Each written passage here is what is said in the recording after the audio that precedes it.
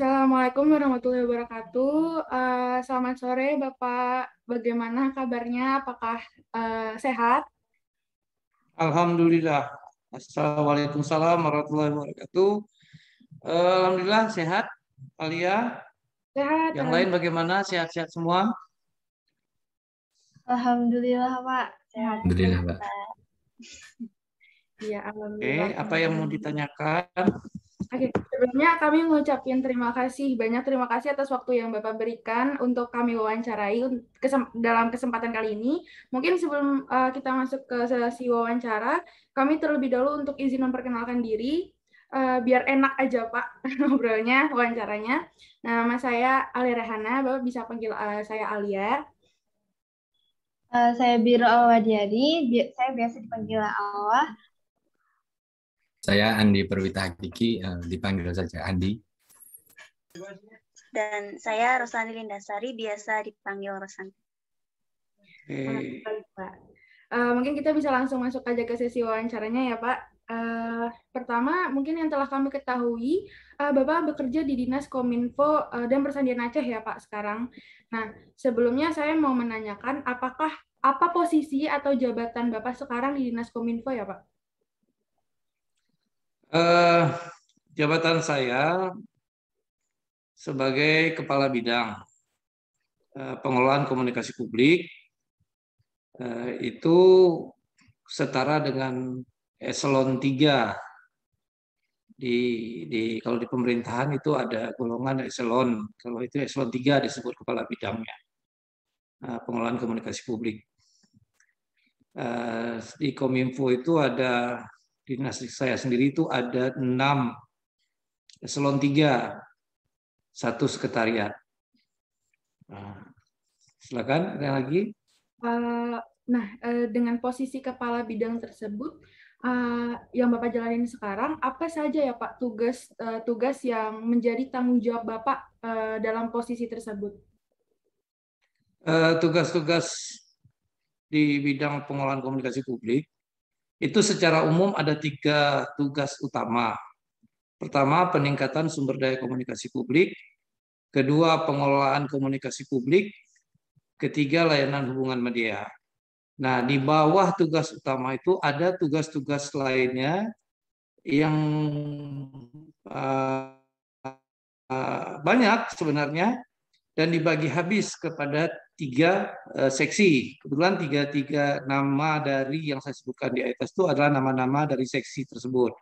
Untuk peningkatan kapasitas sumber daya komunikasi publik, itu mempunyai tugas pokok adalah melatih atau membimbing aparatur masyarakat agar mempunyai kualitas atau pendidikan di bidang komunikasi publik, melaksanakan BIMTEK, misalnya bimbingan teknis dalam penulisan berita, bekerja sama dengan mitra media seperti organisasi wartawan seperti PWI, ya, kemudian dengan media-media masyarakat agar bisa menulis berita sesuai dengan kaidah-kaidah penulisan yang baik dan benar. Kemudian kedua, di situ ada pengelolaan komunikasi publik. Nah, seksi pengelolaan komunikasi publik ini tugasnya memang agak lebih banyak, seperti pengelolaan media luar ruang. Kemudian media luar ruang itu milik pemerintah Aceh seperti Videotron, baliho. Jadi yang isinya adalah himbauan kebijakan pemerintah atau sosialisasi kepada masyarakat. Nah, untuk Videotron dan baliho sendiri itu banyak juga dipergunakan oleh mahasiswa-mahasiswa atau universitas-universitas yang ada di Aceh, di Banda Aceh khususnya. Kemudian ada pengelolaan media sosial, penanganan komunikasi positif, misalnya seperti anti hoax, ya. Kemudian kita memberikan penyuluhan bagaimana menggunakan media sosial. Kemudian pengelolaan website pemerintah Aceh dan website SKPA yang ada di Aceh. SKPA itu Satuan Kerja Perangkat Aceh, tapi kalau di Jawa itu OPD. Organisasi Perangkat Daerah. ya. Kemudian melaksanakan pameran baik di luar daerah maupun dalam daerah. Kemudian lagi itu ada media online.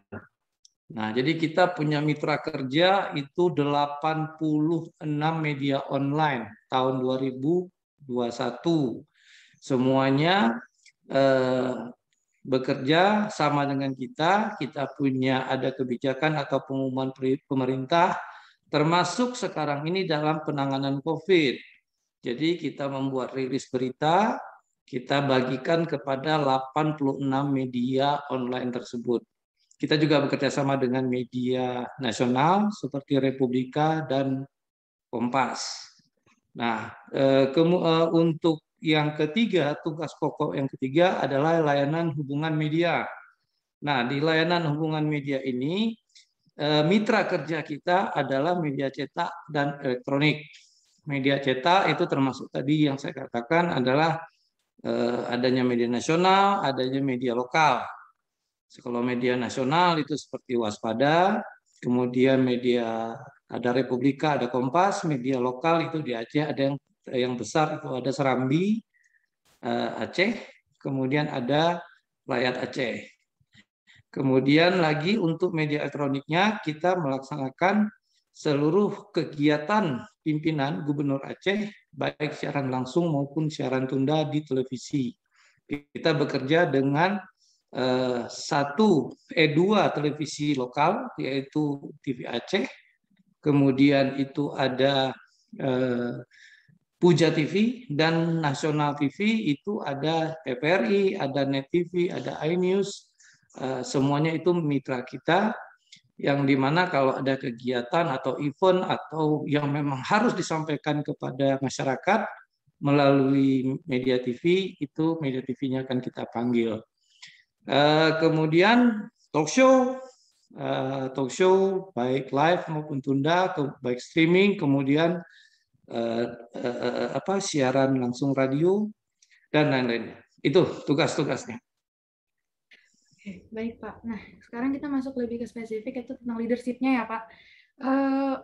Menurut opini Bapak sendiri, apa yang disebut sebagai seorang pemimpin atau leader yang baik? Seorang leader yang baik pertama begini, kalau saya mengalami, saya semenjak tahun 2018 dilantik menjadi pejabat eselon 3, di mana saya menyadari bahwa tugas saya ini lebih banyak berhubungan dengan wartawan. Kemudian lebih banyak bagaimana bisa menghandle berita-berita yang negatif terhadap pimpinan. Jadi kita membuat opini, ya, membuat opini kepada masyarakat bahwa berita yang disampaikan itu tidak berimbang atau sebagainya. Nah, ini mau tidak mau akan berpengaruh kepada kepemimpinan saya. Nah, di dalam tugas yang paling utama seorang pemimpin adalah memastikan bahwa tugas-tugas yang dibebankan oleh pimpinan saya kepada saya itu bisa dibagi habis kepada seluruh staf yang ada di bawah saya. Itu pertama yang harus kita pastikan. Jangan sampai ada tugas-tugas yang menjadi beban saya itu tidak terbagi habis kepada staf untuk dilaksanakan. Nah, bagaimana supaya bisa itu terbagi habis? Padahal saya berurusan untuk hal-hal yang sifatnya tidak pasti. Ya. Jadi tugas pimpinan pertama adalah membagi habis tugas tersebut kepada seluruh staf, kemudian membuat rencana-rencana antisipasi yang memungkinkan terjadi. Dan itu harus kita secara kontinu kepada kepala seksi saya. Nah, jadi tidak hanya sekedar sebuah disposisi perintah laksanakan. Seorang pimpinan harus bisa setelah dia memberikan perintah, dia harus punya target bahwa si kepala seksi ini bisa diselesaikan seminggu. Nah, dalam seminggu itu kita punya controlling. Nah, jadi sebenarnya beban pikiran yang paling besar di tingkat level eselon 3 itu adalah pikiran, bukan tenaga. 75% itu pikiran yang harus ini. Kalau di eselon 3 ya, saya tidak berbicara di level perusahaan karena beda pasti. Tapi kalau di level pemerintahan, organisasi pemerintah itu yang paling berat adalah pikiran kita membuat strategi bagaimana mengendalikan tugas tersebut. Itu.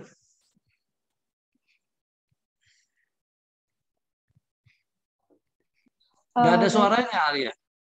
Mood. Selanjutnya saya mau bertanya Pak ke Bapak. Setiap organisasi itu kan memiliki visi dan misi yang berbeda-beda ya Pak, sesuai dengan tujuan yang ingin dicapai oleh masing-masing organisasi tersebut. Nah, yang ingin kami ketahui itu bagaimana cara Bapak untuk mengkomunikasikan visi, misi, dan tujuan organisasi itu agar dapat tercapai pada tim Bapak, gitu Pak. Baik, jadi sebenarnya begini nih, makanya saya katakan tadi organisasi perangkat daerah atau pemerintah dengan organisasi perusahaan LSM itu memang berbeda, sangat berbeda. Visi misi di organisasi pemerintah itu hanya satu, yaitu visi misi pimpinan, visi misi pemerintah daerah yang dituangkan ke dalam RPJM. Nah, urutannya seperti ini. Seperti sekarang Gubernur Aceh mempunyai program 16 program visi misinya, termasuk salah satu yaitu disebut dengan SIAT. SIAT itu Sistem Informasi Aceh Terpadu. Nah, SIAT itu menjadi tugas pokok atau visi gubernur yang harus dilaksanakan oleh dinas saya. Nah, di Sistem Informasi Aceh Terpadu itu semua bidang saya yang 6 saya katakan tadi itu terlibat. Ada di situ PPID atau tahu ya PPID ya? Tahu PPID ya? Pengelola dokumen informasi publik, keterbukaan informasi publik sekarang. Tahu ya? Pasti di kampus juga ada tuh pengelola PPID UMI. Kemudian ada tim e-government, kemudian ada tim TIK-nya. Nah, jadi untuk mewujudkan sistem informasi Aceh terpadu tersebut, itu visi misi gubernur yang harus dilaksanakan dan dituangkan, dijabarkan oleh masing tugas-tugas pokok fungsi bidang-bidang kami yang ada. Nah, begitu penjabaran tugas pokok visi misi Pak Gubernur itu turun, disahkan oleh DPRD, Kepala Dinas menjabarkan untuk mewujudkan visi misi Pak Gubernur tadi. Nah, dibagi habis ke masing-masing bidang, masing-masing kepala bidang menjabarkan lagi kepada tugas pokok dan fungsi masing-masing seksi. Nah, segala kegiatan atau anggaran program yang disusun setiap tahunnya selama 5 tahun harus berpatron kepada visi misi tersebut kok. Harus bisa program atau kegiatan tersebut mewujudkan visi misi Pak Gubernur tersebut, SIAT tadi. Kalau di dinas saya SIAT namanya, Sistem Informasi Aceh Terpadu. Jadi artinya garis besarnya Sistem Informasi Aceh Terpadu itu adalah Aceh bebas blank spot. Ya, kemudian Aceh melek IT. Aceh satu data. Aceh terintegrasi semua sistem aplikasi. Nah, kalau kemudian kalau saya katakan tadi satu data itu di bidangnya di UPTD statistik, ada di UPTD di Kominfo. Kemudian Aceh melek IT, ya itu ada di bidang TK. Aceh bebas blank spot itu ada di tempat saya. Itu kemudian Aceh semua aplikasi terintegrasi. Itu adanya di bidang e-gov. Kemudian keterbukaan informasi publik adanya di bidang PLIP. Jadi semua itu harus kami jabarkan ke dalam tugas-tugas pokok fungsi kami, SIAT tadi. Nah, jadi kita sesuaikan bidang saya apa yang terkait dengan SIAT tadi. Nah, seperti itu. Gitu. Baik, Pak. Lalu peran seorang pemimpin itu kan sangat besar dalam mengambil sebuah keputusan dan mengambil tanggung jawab atas hasilnya ya, Pak. Ya.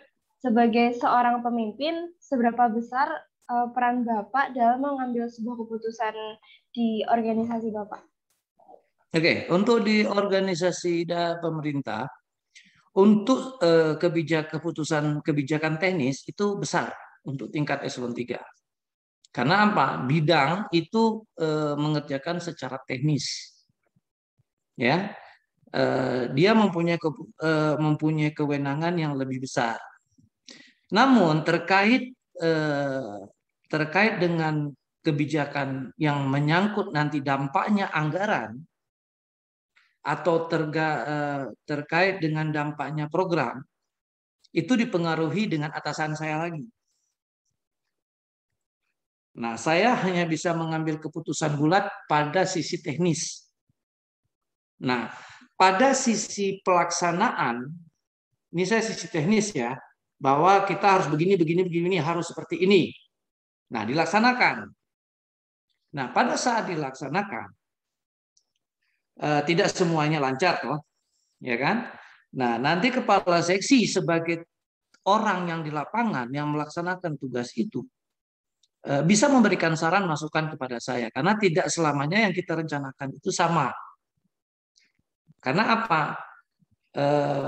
Setiap keberhasilan pelaksanaan tugas itu dampaknya berjenjang. Jadi kalau seandainya begini, kepala seksi itu bisa mengambil juga keputusan, tapi dia hanya sebagai sisi di lapangan, tidak berdampak pada teknis.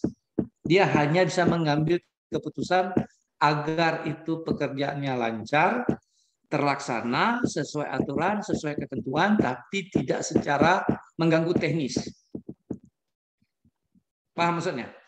Nah, saya juga boleh melaksanakan kegiatan tersebut, ya, melaksanakan itu selama tidak terganggu berdampak kepada penambahan anggaran. Ya, saya merevisi kegiatan tersebut. Kalau merevisi artinya kan merubah, ya, menggeser, itu berakibat berdampak kepada anggaran, kepada waktu, itu kepada anggaran, kepada program, itu harus dengan persetujuan pimpinan. Nah, seperti itu. Itu contohnya antara saya dengan kepala dinas. Nah, kalau kepala seksi, dia bagaimana melaksanakan keputusan, mempunyai wewenang bagaimana melaksanakan tugas itu tepat waktu, sesuai schedule dengan strategi yang saya berikan. Nah, tapi pada saat ada permasalahan, dia tidak bisa membuat strategi sendiri. Karena apa? Ini akan berdampak seperti ini. Kalau dia membuat strategi sendiri, dia tidak akan tahu bahwa kebijakan yang saya ambil itu ada kaitan dengan seksi lain. Ada kaitan dengan bidang lain. Tiba-tiba dia merubah di tengah jalan harus seperti ini. Padahal di poin itu ada bidang lain juga yang akan masuk untuk melaksanakan tugas itu. Nah, seperti itu. Ya, karena apa? Setiap bidang terdiri dari 3 seksi, itu saling berkaitan sebenarnya dalam tugas pokok dan fungsi. Misalnya contoh seperti ini. Kenapa saya bilang berkaitan? Di seksi layanan hubungan media saya tadi, yang saya sebutkan, mereka ada juga tim peliputan. Mereka membuat liputan, ya, membuat berita, menulis berita. Ya. Nah, setelah mereka tulis, mereka menyerahkan kepada pihak seksi pengelola komunikasi publik tadi untuk disebar ke mitra-mitra media. Jadi dia tidak punya mitra media online, tidak punya.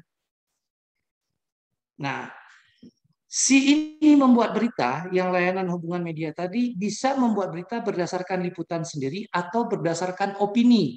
Misalnya begini, ada opini yang muncul di tengah masyarakat.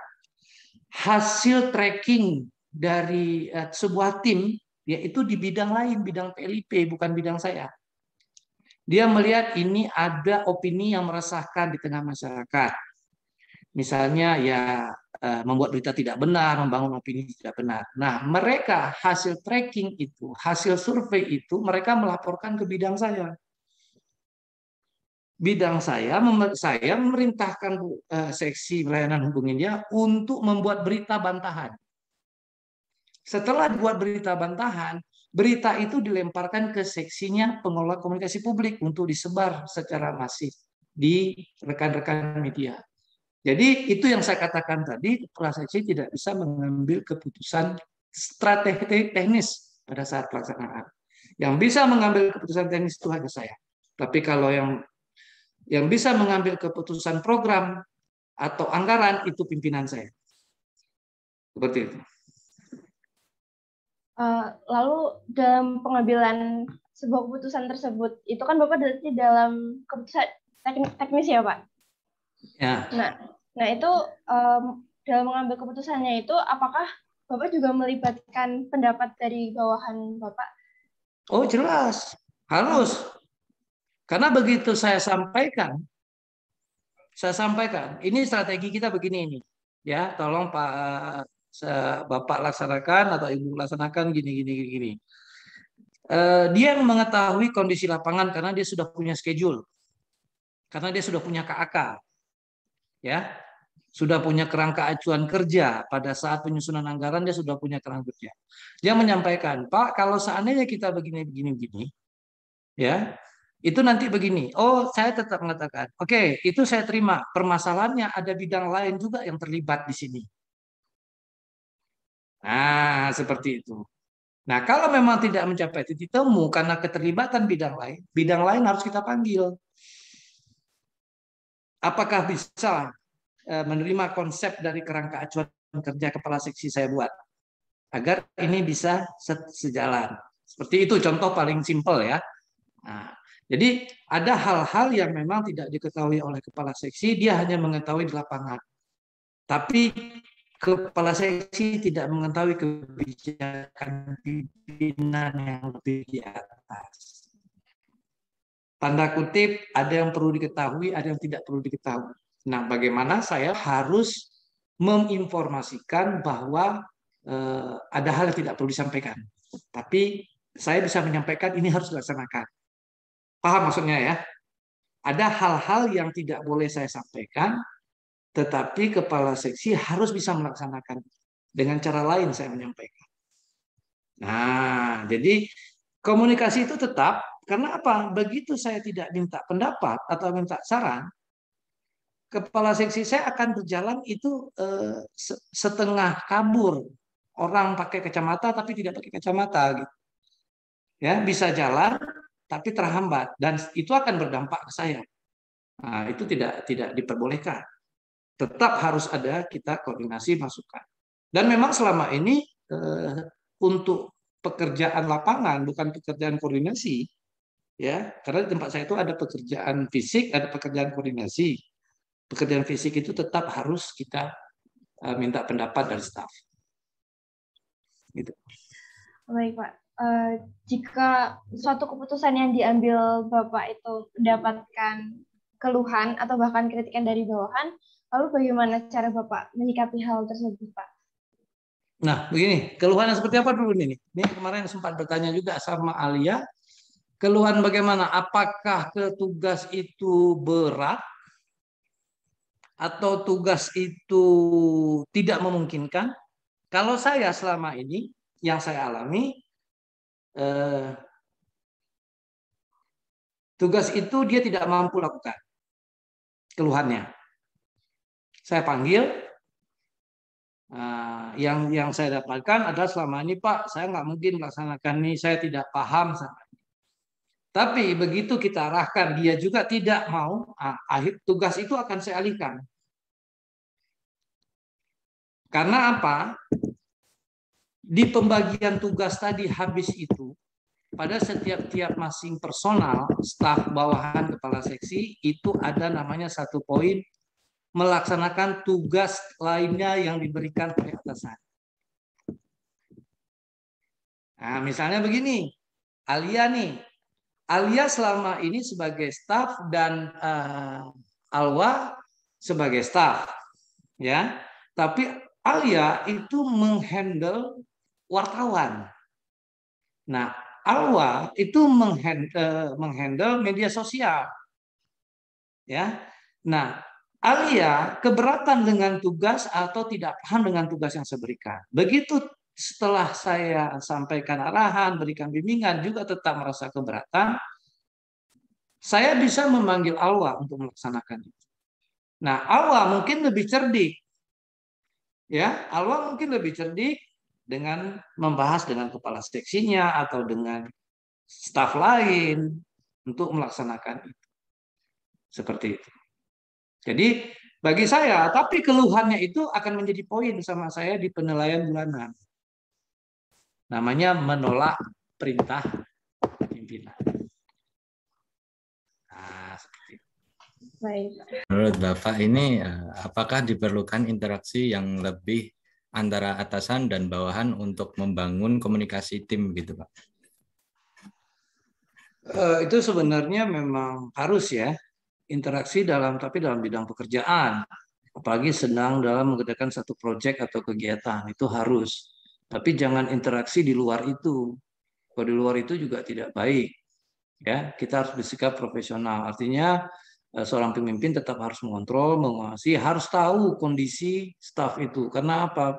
Perubahan-perubahan yang terjadi karena setiap habis pulang kantor dia di rumah itu kan pasti ada hal-hal yang mengakibatkan mungkin terjadi berpengaruh kepada keesok harinya. Jadi seorang pemimpin itu tetap harus peka terhadap bawahan, mengetahui kondisi bawahan, ya, mempelajari kondisi bawahan agar tidak mengganggu kinerja pegawai tersebut. Ini dalam interaksi dalam bidang profesionalitas ya. Dalam melaksanakan proyek itu harus. Oh iya ya. Baik. Lalu bagaimana cara Bapak itu mengelola sebuah tim itu sehingga kepemimpinan Bapak bisa membentuk sebuah tim yang solid begitu, Pak? Oke. Kembali ke awal tadi, kita bersikap kadangkala memang harus tegas. Kalau saya kadangkala harus tegas, kadangkala juga harus mengalah. Mengalah dalam arti kata karena kondisi staf kan berbeda-beda. Umur juga berbeda-beda. Ada yang di bawah saya, juga ada yang lebih tua. Seperti itu. Jadi seorang pemimpin harus bisa membaca situasi, kemudian harus memahami betul apa kemampuan dari stafnya. Jadi dari awal saya katakan tadi, pada saat setiap kita membagi tugas, habis itu yang kita bagi, yang kita berikan kepada staf adalah orang yang benar-benar jangan bilang menguasai, mampu untuk melaksanakan. Kita harus memberikan kepada yang bisa komputer, jangan yang setengah-setengah bisa komputer.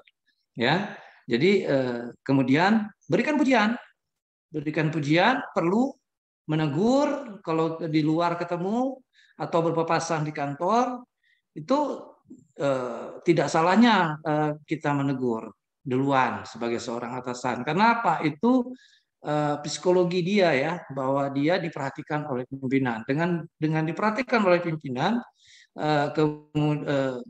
dia merasa dia dihargai dan dia semangat untuk bekerja.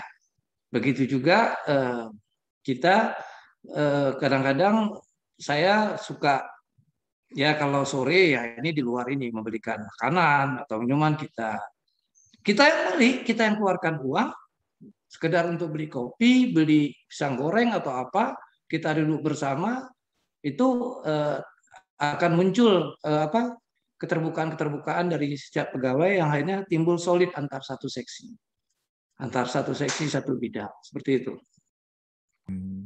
Oh ya. Nah, sebagai seorang pemimpin ini dalam menggerakkan seluruh sumber daya organisasi begitu, permasalahan apa yang sering Bapak temui dan bagaimana Anda ada mengatasinya gitu, Pak? Kalau di bidang saya kekurangan SDM.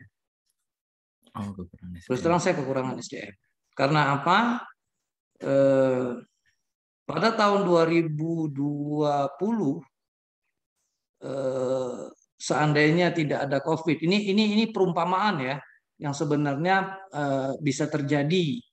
Kalau seandainya tidak ada COVID, saya mungkin tidak pernah ada di rumah.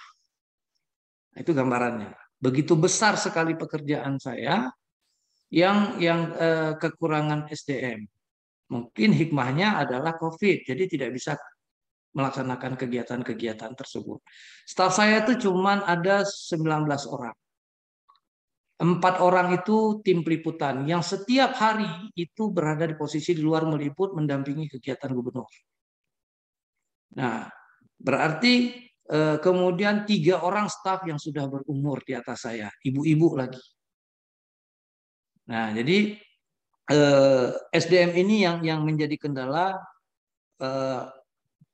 bagi saya. Nah, bagaimana saya mensiasatinya? Saya mempergunakan SDM bidang lain. Dengan cara apa? Saya melibatkan dia dalam kegiatan saya. Saya buat SK. Ya, kalau sudah SK kepala dinas, ya otomatis mau tidak mau dia harus melaksanakan tugas itu. Nah, pendekatan saya kepada kepimpinan dan pimpinan tahu kondisi bidang saya. Permasalahan yang besar saya adalah SDM. Nah, bagaimana saya mendapatkan SDM tersebut? Coba adik bayangkan, tahun 2020 itu ada 7 pameran yang harus saya laksanakan, 4 di luar daerah, 3 di dalam daerah. Kemudian ada 8 pertunjukan rakyat di 8 kabupaten. Masing-masing kabupaten ada 2 titik. Berarti 16. Dengan SDM yang saya punya tidak mungkin. Itu tidak boleh dipihak ketigakan. Aturannya tidak boleh dipihak ketigakan kecuali pameran tadi, tapi kalau pertunjukan rakyat itu tidak boleh dipihak ketigakan, harus di swakelola. Nah, bagaimana saya bisa melaksanakan itu? Saya pinjam SDM bidang lain, saya buat SK kepala dinas. Jadi dia bertanggung jawab terhadap kegiatan itu.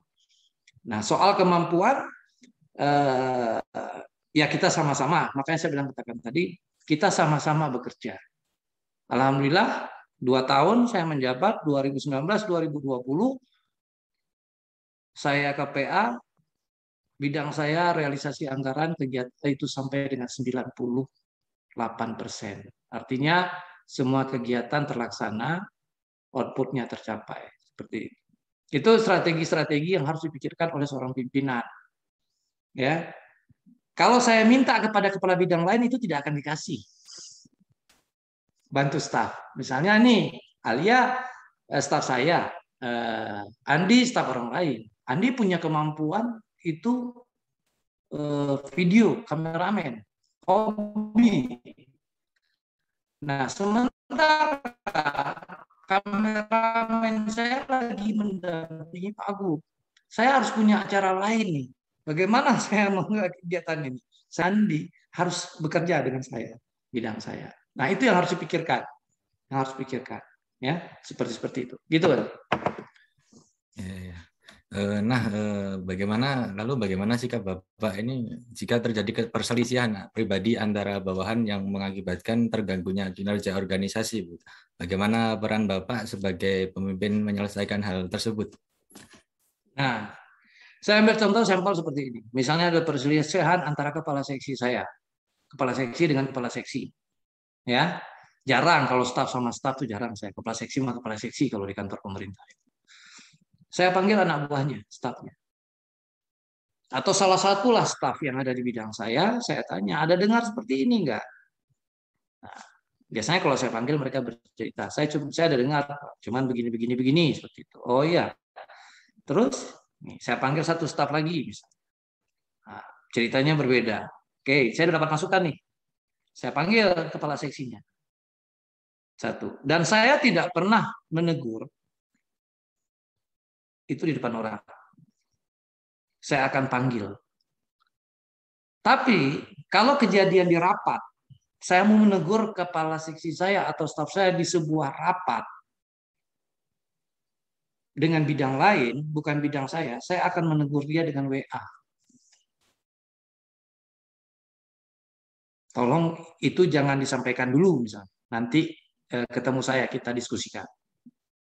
Tolong itu jangan jangan terlampau memaksa meminta di rapat. Nanti saya yang akan selesaikan. Nah, seperti itu. Kalau di rapat dengan pihak bidang lain atau apa.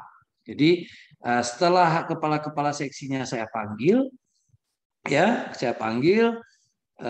satu, kemudian tidak langsung saya pertemukan. Satu, saya dengar dulu nih cerita versi ini yang dua-dua nih. Apakah dia dibela sama stafnya atau bagaimana?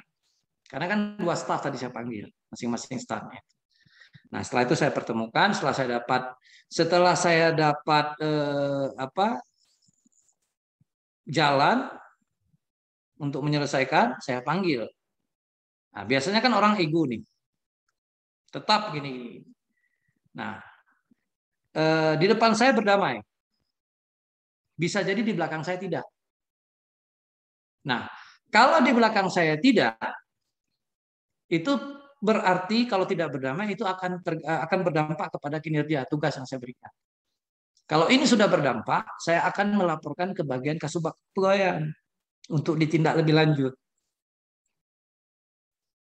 Karena apa? Biasanya itu jenjang waktunya lama, sebulan. Ya, kalau udah sebulan itu kan berarti sudah benci. Berarti sudah tidak mungkin. Itu akan mengganggu. Sementara antar seksi itu saling membutuhkan, saling berhubung. Terhubung mereka kerja. Kalau salah satu sudah menghambat, itu nggak bisa. Saya harus menyerahkan kepada sekretariat. Ada Kasubag Kepegawaiannya, ada pembina kepegawaian. Kalau ternyata juga tidak mungkin lagi, ya jalan satunya kepegawaian mengusulkan kepada BKA atau Badan Kepegawaian Aceh, mungkin dimutasikan dia, dirotasikan ke BKA. Nah, tapi biasanya tidak sampai terjadi seperti itu. Biasanya urusan-urusan sepele lah, nggak lebih dari 2-3 hari. Nah, tidak berlanjut sampai seperti itu. Oh iya, Pak. Makasih. Oh iya, Pak.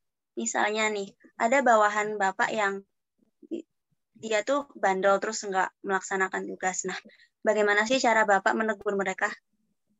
Oh, kembali seperti tadi. Setiap tugas yang saya berikan itu kan di awal tahun kita sudah punya target itu. Misalnya saya ambil contoh satu sini aja. Pelaksanaan pameran. Pameran itu butuh persiapan 2 minggu untuk administrasi. Kalau pameran di luar daerah butuh waktu sebulan. Berarti sebulan sebelumnya sudah oke, sudah ready. Ya. Pada saat masuk jadwal yang bagian tugas dia tidak melaksanakan, tidak ada progres ke saya. Karena kan progres itu ada, seminggu surat menyurat harus saya teken. Ini sudah seminggu kok tidak ada nih surat menyurat. Kemudian masuk ke 2 minggu, kok tidak ada ini KAK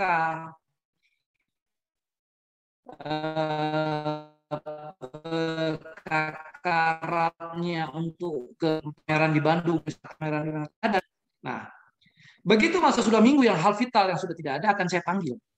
Ternyata ya itu tadi dia tidak mau melaksanakan, tidak ada hal pribadi lain, entah dia tidak srek mungkin sama saya, ya misal saya kan nggak tahu nih, atau mungkin karena beban terlampau besar dia pada saat 2020 pameran sebegitu banyak, sementara dia leader lapangannya, kan begitu, penanggung jawab lapangan. Nah, saya tegur dia tanpa alasan. Kalau dia menyebutkan alasan, mungkin kita akan mencoba. Saya berpikir akan mencari membuat tim lain untuk membantu dia, kan seperti itu.